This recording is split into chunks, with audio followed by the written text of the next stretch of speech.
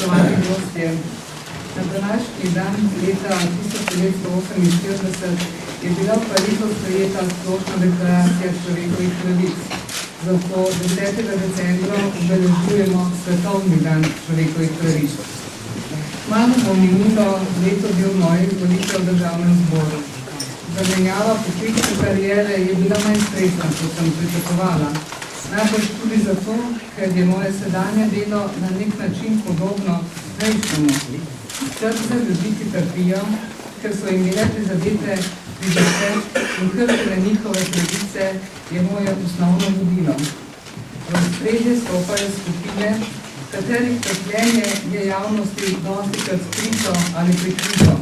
Otroci, starostniki, revni, žrtve nasilja, bolniki, invalidi in drugih hendikepiranih, pa tudi tiste skupine ljudi, ki se sicer znajo postaviti zase, a njihov glas ni dovolj močan, da bi dosegli spremembe. Civilna družba, ki si prizadeva za izboljšanje življenjskih pogojev nas vseh. Vse z namenom, da se doseže priznanje prirojenega dostojanstva vseh članov družbe. Ko me sprašujejo o tem, katere človekove pravice so v Sloveniji najbolj ogrožene, nimam enega samega odgovora. Kajti kršitev vedno čuti posameznik, ki je zaradi tega prizadet. Njegove nesreče ne moremo in ne smemo primerjati z drugimi, temveč narediti vse, kar je mogoče, da se kršitev odpravi. Pri svojem delu se srečujem z različnimi ljudmi. Poslušam njihove zgodbe, pobude in predloge. Pa tudi kritike na račun dela institucije, ki jo vodim. Vsak dan dobivamo ideje, kaj in na kakšen način bi bilo treba spremeniti, izboljšati. Vsak predlog skrbno preučimo in iščemo poti za njegovo uresničitev. A vedno je ne moremo najti v okviru pristojnosti varuha človekovih pravic. Zato si prizadevamo, da bi na novo zaživele ustanove, ki bi lahko neposredno pomagale posameznikom, ki sami ne zmorejo naporne poti. Zagovornik kot glas otroka in zastopnik pacientovih pravic podga predvideva zakon, ki ga bomo, upam, malo sprejeli.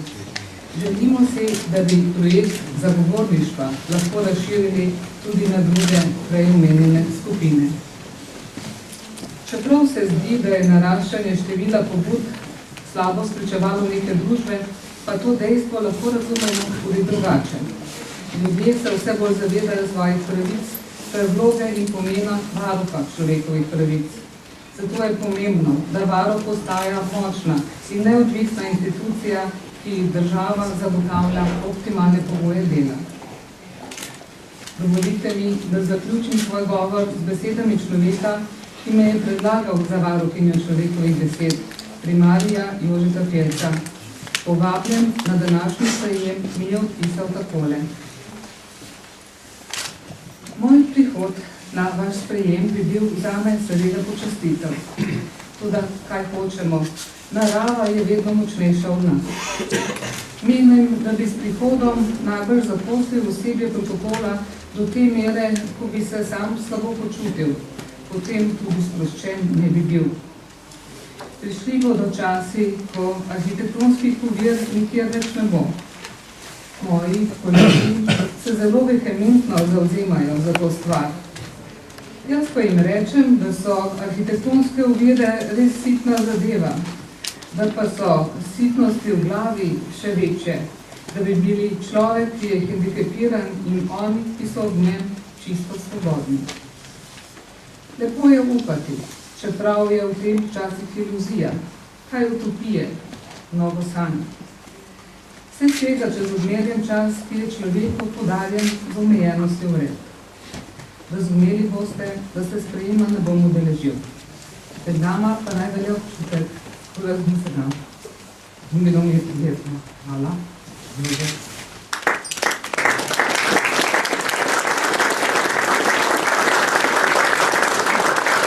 Danes se spominjamo 10. decembra 1948, ko je Generalna skupščina Združenih narodov sprejela deklaracijo, ki jo pri nas prevajamo kot splošna deklaracija človekovih pravic, v originalnih jezikih pa se imenuje univerzalna deklaracija človekovih pravic, ker je hotela napraviti človekove pravice univerzalne. To je bil zvezdni trenutek svetovne zgodovine in začetek nove ere. S to deklaracijo so bile človekove pravice sprejete kot univerzalni standard, ki naj ga dosežejo vsi narodi. Začelo se obdobje, ko je svet označila pomembna kulturna in pravna sprememba. Človekove pravice so postale nepogrešljive. Univerzalna deklaracija človekovih pravic v svojem 28. členu določila tudi, da ima vsakdo pravico do take družbene in mednarodne ureditve, kateri bo mogoča polna uresničitev človekovih pravic. Na ta način je bilo priznano, da sama razglasitev človekovih pravic še ne zadošča in da se je za njihovo polno uresničitev treba resno potruditi. Od razglasitve univerzalne deklaracije človekovih pravic je minilo že 59 let. O upravičenem ponosu, ki nas nadaja o pogledu na pot, reforma po letu 1948, pa se moramo nenehno zavedati problemov in težav, ki spremljajo uresničevanje človekovih pravic. V preteklosti so mnogi od teh problemov imeli svoje poreklo v ideologiji. V času socialistične ureditve, ki smo imeli pri nas, so bile človekove pravice sicer sprejete v ustavni red, vendar so imeli v njem bolj odrobno vlogo. Niso bile temelj celotne pravne ureditve in so bile pogosto kršene v praksi. Razkorak med normativno ureditvijo in stvarnostjo je bil velik. V času po zmagi demokracije in osamosvojitve Slovenije so se razmere spremenile na bolje. Naša ustavna ureditev ima človekove pravice vgrajene v sam temelj celotnega ustavnega in pravnega reda, človekove pravice pa so na načelni ravni sprejete tudi kot ena najpomembnejših vrednot naše družbe v celoti. To je dobro in na tej podlagi je mogoče graditi akcije za uresničevanje človekovih pravic. Vendar tudi pri nas obstajajo problemi, pri katerimi se ne smemo zatiskati v uši. Na prvem mestu bi omenil neko posebnost demokratičnih družb, tudi slovenske, ki hitro prevzame nekakšen narcisizem človekovih pravic. To je prepričanje, da že sama demokratična ureditev zagotavlja polno uresničitev človekovih pravic. To seveda ne drži, in da tudi je demokratična ureditev pogoj za uresničevanje človekovih pravic. Na tem področju ni avtomatizma. Problem je treba stvarno oceniti in reševati in noben problem se ne reši samo ceno. Pri nas moramo storiti še več za zmanjšanje sodnih zaostankov, ki prizadevajo veliko število naših ljudi. Odločnejši moramo biti pri premagovanju vseh vrst predsodkov, ki hranijo razne oblike diskriminacije. Odločnejši moramo biti pri odpravljanju nasilja v družini in v obrambi pravic otrok. Še s posebej veliko občutljivostjo in pozornostjo moramo obravnavati dobronamerne kritike, ki nam jih namenjajo mednarodni organi za varstvo človekovih pravic in nevladne organizacije. Te kritike moramo razumeti kot dobrodošlo pomoč, kot prispevek k razpravi, ki pomaga ugotoviti probleme človekovih pravic in njihove razsežnosti, pa tudi možne rešitve.